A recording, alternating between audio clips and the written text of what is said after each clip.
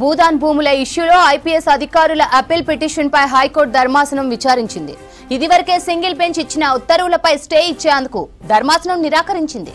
ఈ కేసులో తదుపరి వాదనలు సింగిల్ బెంచ్ ఎదుటే వినిపించాలని ఐపీఎస్ల తరపు న్యాయవాదులను ఆదేశించింది. ఐఏఎస్, ఐపీఎస్ అధికారులకు చెందిన భూదాన్ భూములను నిషేధిత జాబితాలో పెట్టాలని ఈ నెల 24న హైకోర్టు సింగిల్ బెంచ్ ఆదేశాలు జారీ చేసింది. సింగిల్ బెంచ్ తీర్పును సవాల్ చేస్తూ 3 ఐపీఎస్ అధికారులు అప్పీల్ పిటిషన్ దాఖలు చేశారు. మహేశ్వరం మండలం నాగారంలోని సర్వే నెంబర్ 194లో పట్టా భూమియే ఉందని పిటిషన్ తరపున న్యాయవాదులు వాదనలు వినిపించారు. తమ వాదనలు పరిగణలోకి తీసుకోకుండా ఏకపక్షంగా సింగిల్ బెంచ్ ఉత్తర్వులు జారీ చేసిందని ధర్మాసనానికి విన్నవించారు. పిటిషనర్ అభ్యర్థనలకు మంచి ఉపశమనం కల్పిస్తూ సింగిల్ బెంచ్ ఉత్తర్వులు జారీ చేసిందని ఐపీఎస్ న్యాయవాదులు కోర్టుకు దృష్టికి తీసుకెళ్లారు. అదేవిధంగా పిటిషన్ ఉపసంహరించుకోవడానికి అనుమతి ఇవ్వొద్దని రిజిస్ట్రీని సింగిల్ బెంచ్ ఆదేశించే అధికారం లేదన్నారు. ఇరుపక్షాల వాదనలు విన్న ధర్మాసనం సింగిల్ బెంచ్ ఇచ్చిన ఉత్తర్వులను స్టే ఇచ్చేందుకు నిరాకరించింది.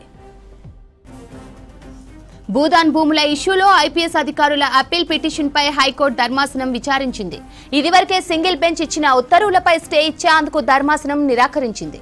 ఈ కేసులో తదుపరి వాదనలు సింగిల్ బెంచ్ ఎదుటే వినిపించాలని ఐపీఎస్ల తరపు న్యాయవాదులను ఆదేశించింది. ఐఏఎస్, ఐపీఎస్ అధికారులకు చెందిన భూదాన్ భూములను నిషేధిత జాబితాలో పెట్టాలని ఈ నెల 24న హైకోర్టు సింగిల్ బెంచ్ ఆదేశాలు జారీ చేసింది. సింగిల్ బెంచ్ తీర్పును సవాల్ చేస్తూ 3 ఐపీఎస్ అధికారులు అప్పీల్ పిటిషన్ దాఖలు చేశారు. మహేశ్వరం మండలం నాగారంలోని సర్వే నెంబర్ 194లో పట్టా భూమియే ఉందని పిటిషన్ తరపున న్యాయవాదులు వాదనలు వినిపించారు.